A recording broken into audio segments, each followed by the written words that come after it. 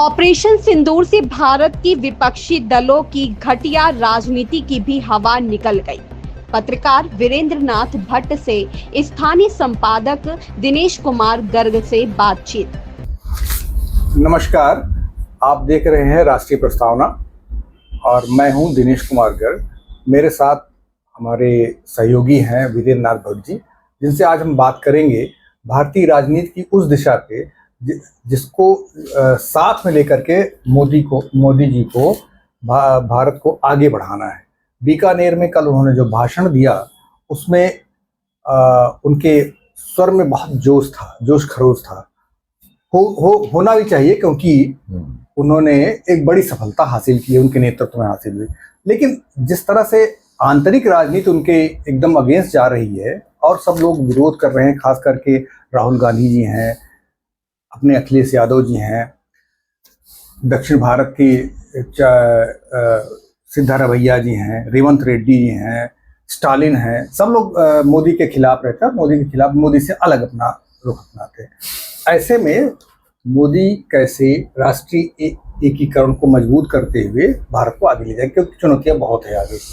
देखिए, ऑपरेशन सिंदूर के बाद केवल भारत की नहीं, अंतर्राष्ट्रीय राजनीति में भी इसका बहुत बड़ा असर देखने को मिल रहा है।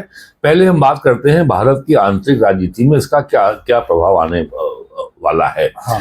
भारत में एक ये परंपरा बन गई है कि कोई भी विषय, कभी भी किसी विषय पर समय आता है तो उसको केवल एक ही लेंस से देखा जाता है, चुनावी राजनीति, इलेक्टोरल पॉलिटिक्स।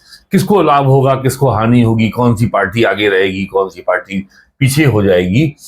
और ये मुद्दा भी केवल जो खासकर विपक्ष है वो केवल इसी दृष्टि से देख रहा है कि इससे हम कि कहीं बीजेपी ज्यादा आगे ना बढ़ जाए और कैसे बीजेपी को रोका जाए। भारतीय जनता पार्टी ने और विशेषकर नरेंद्र मोदी की सरकार ने सदैव इस बात को स्पष्ट किया है कि राष्ट्र प्रथम है, राजनीतिक दल बाद में है और दल का लाभ हानि उसके बाद में है। ऑपरेशन सिंदूर की अगर घटनाक्रम पर नजर डालें तो 22 अप्रैल को पहलगाम में घटना होती है।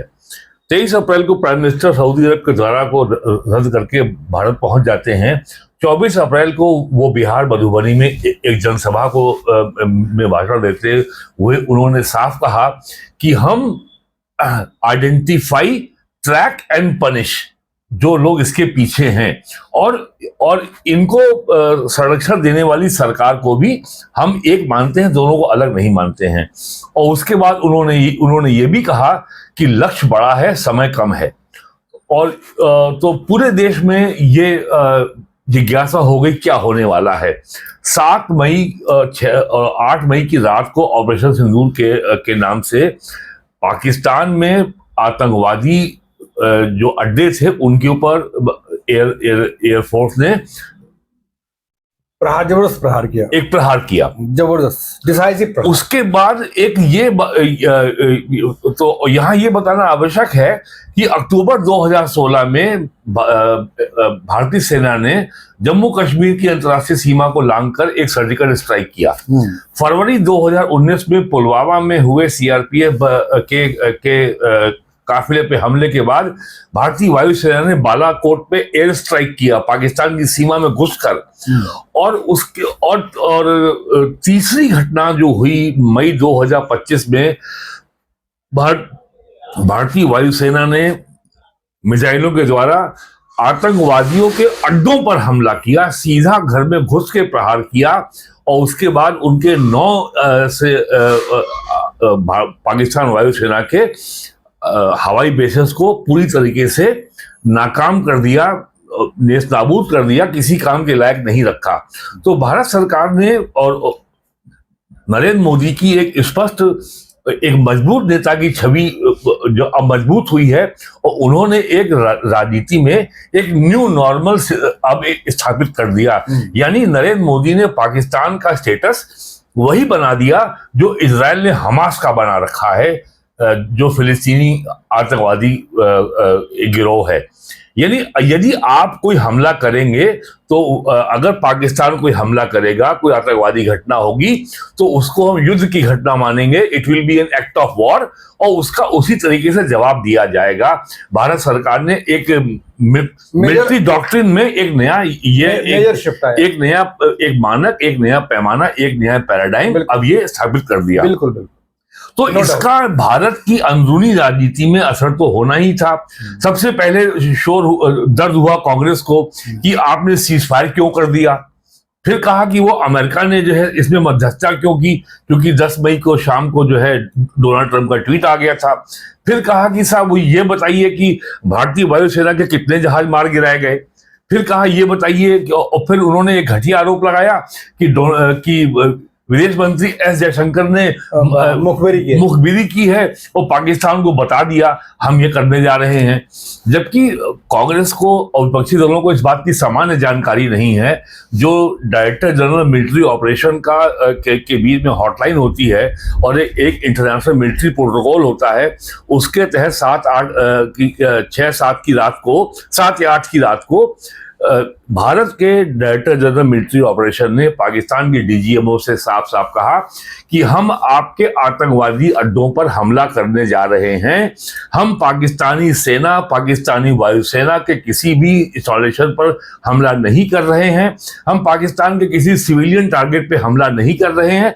कृपया सेना से कहें इससे दूर रहें और रिटेलिएट ना करें, बदले वाली कार्रवाई ना करें। तो हमने उनको आगाह कर दिया ऑपरेशन शुरू करने के 5 मिनट के बाद। तो मुखबिरी नहीं किया था हमने, ताकि पाकिस्तान को यह कहने का मौका ना मिले कि भारत ने एकाएक हमारे ऊपर हमला किया, युद्ध हमारे ऊपर छेड़ दिया। तो अब विपक्ष बड़ा बेचैन हो गया है कि कैसे भारतीय जनता पार्टी को इसका राजनीतिक लाभ उठाने से रोका जाए। मतलब मोदी जी के बढ़ते ग्राफ को रोकने की कोशिश कर भारतीय जनता पार्टी की ओर से जब विपक्ष द्वारा इस तरह का घटिया पॉलिटिक्स शुरू की गई, तब सरकार ने इसके जवाब में पूरे देश में 13 मई से 23 मई के बीच में, 23 मई है, तिरंगा यात्रा शुरू की। उसके जवाब में कांग्रेस ने जय हिंद यात्रा शुरू की। तो भारत सरकार तो भारतीय जनता पार्टी को ये जवाबी कार्रवाई करनी पड़ी। लेकिन अब भारतीय जनता पार्टी क्या कहती है, कांग्रेस क्या कहती है, विपक्ष क्या कहता है, इंडिया अलायंस क्या कहती है, वो अलग जगह है। लेकिन भारतीय राजनीति में एक गुणात्मक परिवर्तन इसका आ चुका है। मिसाइल हो, आकाश तीर मिसाइल डिफेंस सिस्टम हो, भारत अपनी रक्षा करने में सक्षम है और भारत किसी भी तीसरे देश की मध्यस्थता को स्वीकार नहीं करेगा। इस बात को विदेश मंत्री एस जयशंकर ने कल भी हॉलैंड में अपने इंटरव्यू में साफ साफ दोहराया है। और उन्होंने ये भी कहा है कि हमने पाकिस्तान के डायरेक्टर जनरल मिलिट्री ऑपरेशन से कहा आप क्या चाहते हैं, हम आपसे सुनना चाहते हैं। हम किसी तीसरे देश के माध्यम से ये नहीं सुनना चाहते कि आप क्या चाहते हैं, आप हमें चीजें बताइए। और यही हुआ। Director general military operation Pakistan ने कहा कि हमारे यहाँ हमले रोकिए। हमने उनकी बात मान ली कि और हमने रोक दिए। तो इस सब से अब विपक्ष को बहुत ज्यादा चिंता हो रही है। जून 2024 के लोकसभा चुनाव में विपक्ष ने एक झूठा मुद्दा बनाया कि आरक्षण खत्म हो जाएगा, संविधान खत्म हो जाएगा, दलित पिछड़ों का आरक्षण खत्म हो जाएगा।